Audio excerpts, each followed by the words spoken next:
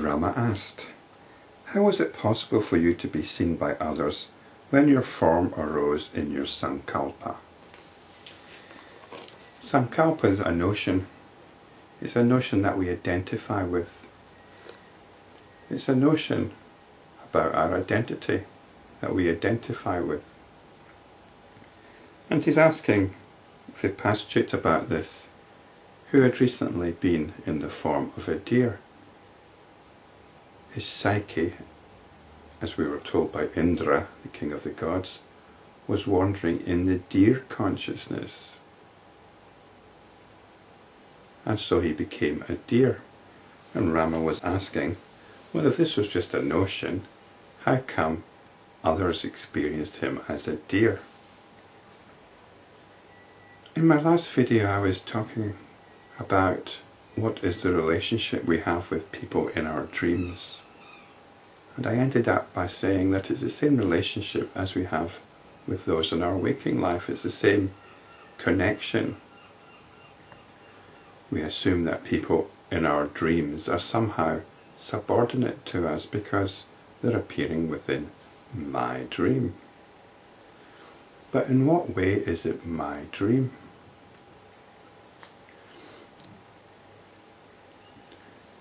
My dreams might as well be television programs. Are they my television programs? Well, they are in a sense that I've decided to watch them, even though I don't know the content. I've made a point of sitting down and watching a particular television program, even though I don't know what's in it. But in a sense it's mine, and I'll get sucked into it. I might get emotionally involved with it. And perhaps the sort of program that I watch will tell you something about my psyche. But that's irrelevant, really.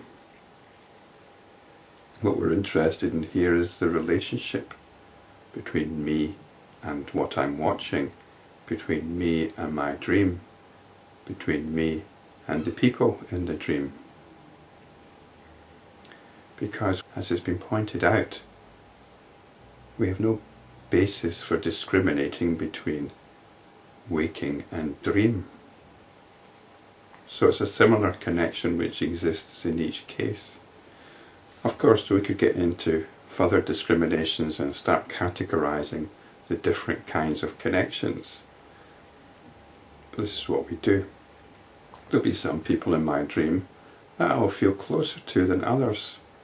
There will be strangers in my dream, there will be friends in my dream, there will be lovers in my dream, just as they are in waking life. I'll have my favourite TV characters,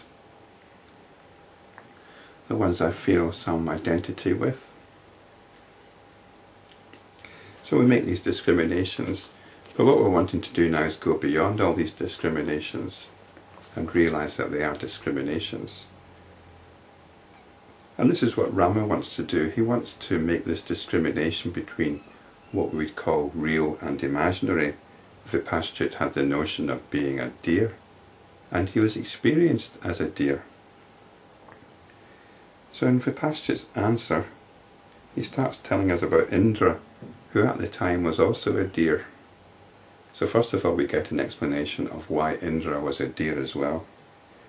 Once while Indra was passing through the sky full of vanity at having successfully completed a sacred rite, he kicked the body of the sage Durvasa, who was in meditation. The sage cursed him. "O Indra, that earth to which you are going will soon be reduced to nothing. Because you kicked me thinking I was dead, you will soon go to that very earth and live as a deer as long as Vipaschit lives there as a deer." Therefore we became deer, which could be seen by others. Of course, an object that arises in one's own mind is as unreal as an object that arises in another's. So we're all just dream objects. Again, since Brahman, the infinite consciousness, is all this, and is capable of doing all this, what is impossible in it and for it? On the basis of its omnipotence, it is possible for two imaginary objects to become aware of one another or to be unaware of one another. And this is what's happening all the time. Where there is shadow, there is also light, and the shadow arises because of the light. In the infinite consciousness, there is limitless ignorance, hence anything is possible in it.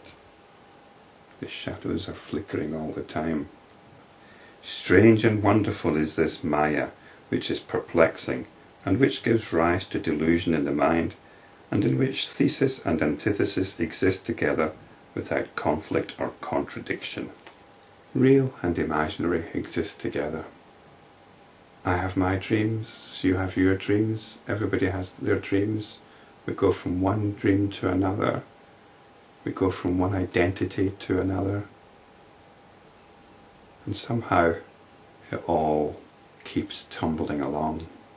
Such is the truth concerning Brahman, that experiences this ignorance within itself, both as something which has had a beginning and as something which has had no beginning at all. It's all Brahman experiencing. Brahman had no beginning, and yet we all feel that things have a beginning. That I had a beginning, you had a beginning, the world had a beginning. But this is all the beginningless and endless Brahman. If the three worlds are not just the materialization of the notions that arise in the infinite consciousness, how is it possible for that consciousness to recreate the three worlds after the periodic cosmic dissolution? Well, the three worlds are being created and dissolved from moment to moment. The cosmic dissolution happens from moment to moment and is created from moment to moment. Hence it is clear that this creation is nothing more than the movement in the infinite consciousness and the consequent arising of the appearance latent in it. Of course, there's no movement in the absolute consciousness.